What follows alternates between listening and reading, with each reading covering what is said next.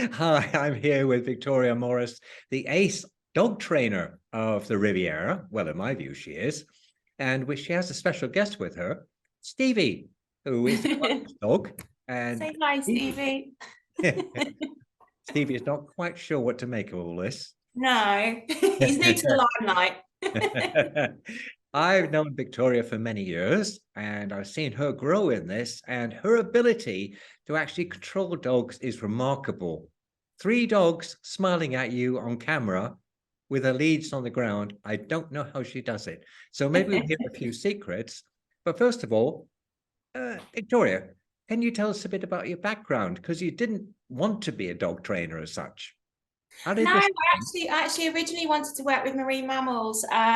So my first love was dolphins, whales, and my first work really was with them. And I worked with parrots and all happen? different types of exotic animals. Yeah, parrots, Oh, otters, the occasional snake.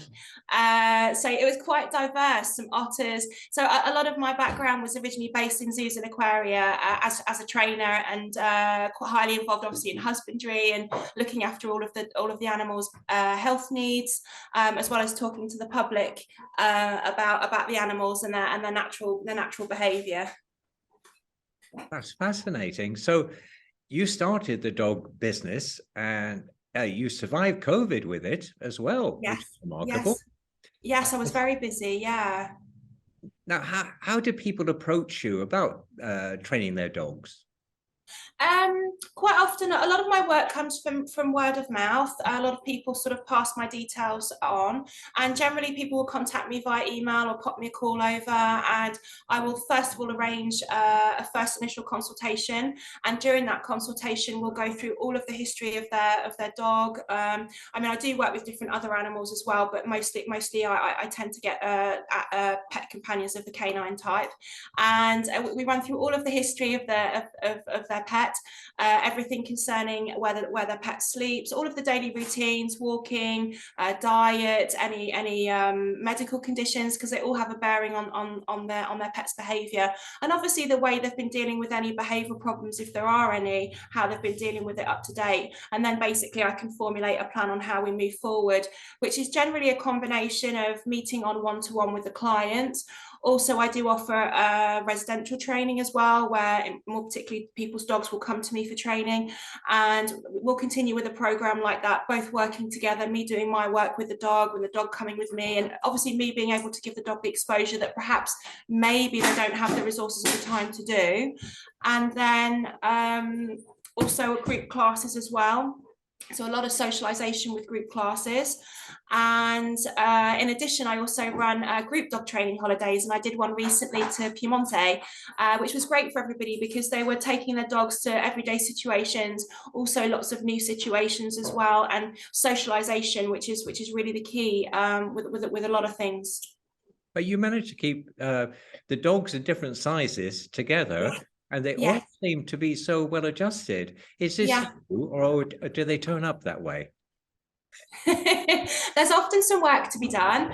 That's a good thing with doggy training tour. I might have dogs that have socialization issues. So when I'm formulating my dog training tour, which is usually around about 5 days, I will match the dogs appropriately. I have certain dogs that are great as what we call stooge dogs. So they're great for setting a good example. Perhaps I've had that dog since they were a puppy, so that then that dog becomes a really good dog for the other dog to learn from through observational learning. Oh, the socialization is very, very key to what you do. And Yeah, the way you approach it, yeah, I'm totally fascinated by. Uh, yeah. is there a technique? Is it your technique or is it learned technique?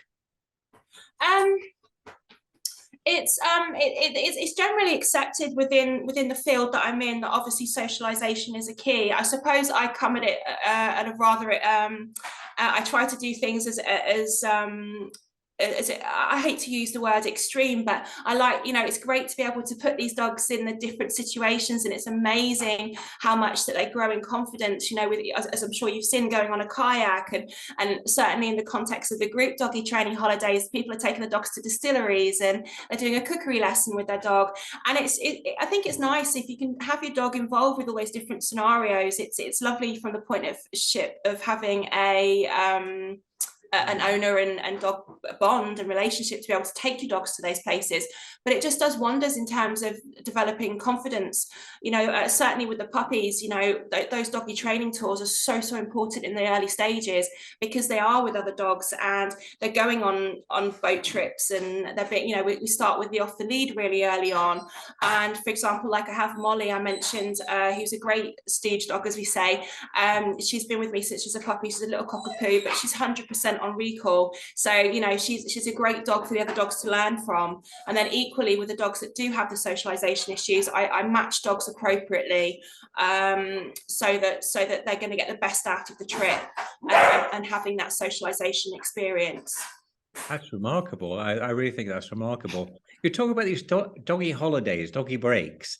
How does it work exactly? Do you take the owners? Everybody goes, or no? It's just me. My partner comes along with me many times, and also I have some work experience students that come along with me, and they'll help me out. And I've known many of them for many years, so they'll come along with me. So there's always 2 handlers there, and normally around about four dogs, sometimes 3. It is a very bespoke experience, and I collect my clients' dogs from the client's home, and then we leave usually for around about 5 days. And yeah, so it works like that. And then the client will get the updates every single day, and then I drop the client back. Usually we swing by the groomers on the way back as well, because there's quite a lot of adventures and the dogs can get quite mucky, particularly if we're getting inclement weather as well. So yeah, that's kind of how it works. So you take them to Italy as well? I've seen. Yeah, we go to Italy quite a lot because it's so. How does that work? Do they need passports? Yeah, they all have passports. They all have their rabies up to date, and the wormer up to date, and their tick treatment as well. And I have like a full health folder for each of the dogs that I work with, so I know when certain things are due.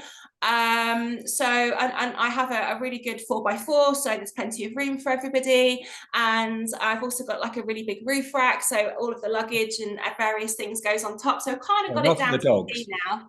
Not the dogs on the roof. Not the dogs are inside the car. But yeah, and also just going back to what you said before with the composition of the dogs, it's really good as well with the smaller dogs as well, that they get that confidence with bigger dogs, because quite a lot of people can be quite nervous with having a small dog and having big dogs that potentially want to say hello. And it's good that the puppies and that the smaller dogs also do get that experience with different size dogs and different types of dogs, and that's really, really important, because as an owner, if you're approaching big dogs, of course you want to be very cautious and careful, and you want it all to be controlled, but you also don't want your dog to pick up on you being nervous of that big dog as well. But yeah, socialization is absolutely the key. And at Lake Garda I go to a lot. Super friendly, very, very dog friendly. And we also seem to find something a little bit out of the ordinary in Italy as well. Oh, it's fun to follow you and follow the adventures. And I just love the pictures of the dogs, because they do seem to really enjoy it. They do. It's delightful.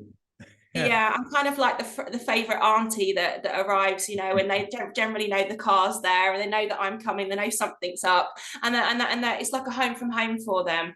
And yeah, it's lovely to see them happy, and the whole holiday is tailored around those various different things. Even if I have a puppy, I'll work on obviously toilet training while we're away. Perhaps leaving them alone for an hour. That's a very, very important skill for a dog to learn, to feel happy and confident to be left alone. And as an owner, you never know if you're going to be in that position where you're going to have to leave your dog alone. So they need to be able to deal with that. Also, if it's a puppy, I'll be dealing with crate training. And then at the same time, during the day, training off the lead, also walking on a lead. And then, of course, hearing all the different sounds and seeing all the different things.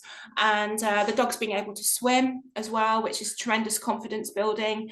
Quite a lot of times I'm getting the dogs in the water, generally only in the summer though, because I don't particularly want to go in freezing water. But yeah, it's just a matter of taking the dogs in with you and swimming with them and allowing them to get out, so they have the confidence to get out and then get back into the water. So all these different skills do really help them to be confident. It just makes such a huge difference. But it's important to say that, you know, it's not just, you know, one doggy tour and then, you know, you know, you've got a super dog. It's something that me and the client develop over a period of time. So normally I would see a client's dog for a doggy tour once a month usually, and then after maybe 2 or 3, and we're also seeing each other in between, you know, we're well on our way. And it, you know, it really does happen. You know, it really does make a huge difference. Now, do the dogs have to speak English? Can they speak French and Italian as well? Yeah, we have all different. I have, yeah, my clientele being quite diverse and from all over the world. I'm obviously learning languages because obviously I need to take on the commands that the owners are using. So there's lots of different languages flying around, and also, but I do hand signals as well. So which are quite universal. So we use the hand signals as well with the dogs. But yeah. Oh, that's excellent. So, well, that's good for the first interview, because I do want to see a dog one of these days, you know, properly being trained, but we'll do that on. But how can people get hold of you? Is there a website? Yeah, I have a website, which is victoria-animalbehaviourist.com, and they can also check out Instagram as well, which is Victoria's VIP Dogs, which is now up to 900 followers, which is amazing. Wow, I'll put that information on the video when it's posted. Oh, great. That'd be good. I can understand you not remembering that website. Yeah. I would make a hash of every single time, I assure you. Yeah, I don't know whether everybody says www anymore either. I don't know. Sometimes it's necessary, so it's best to be clear. Yes. So it's me to say thank you so much, Victoria. It's been absolute delight. It was a delight to see Stevie, and huge smiles while I switch off. Thank you.